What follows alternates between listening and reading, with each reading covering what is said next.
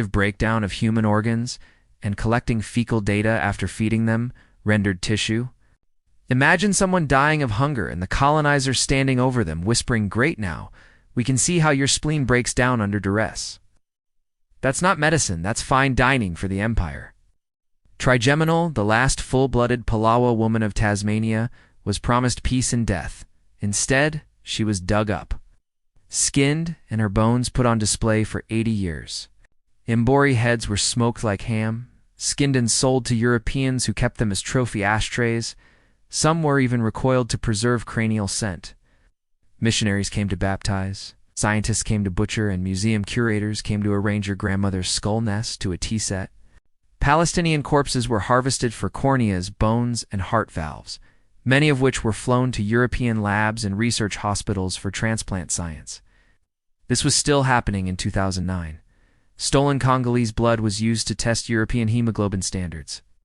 Kidneys, wombs, skulls, penises, and breast tissue from colonized people were mailed, cataloged, frozen, dissected, traded.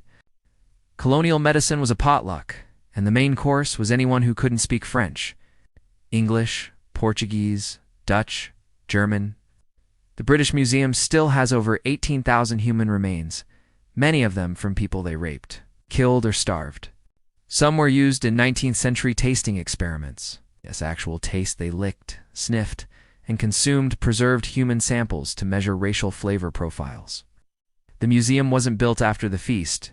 It is the feast. Peter Thiel, billionaire vampire, invests in young people's blood transfusions to stay youthful. The fertility industry harvests brown women's eggs, rents black and Asian wombs, and call it global surrogacy. Plasma clinics extract blood from the poor and sell it to white hospitals at a 400% markup.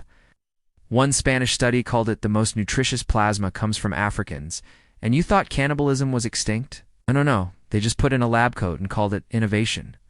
Europeans have always eaten people. They ate Africans' uteruses, indigenous babies, Asian spleens, Pacific skulls, Palestinian heart valves, Latin American liver samples, global south plasma, black girl ovaries.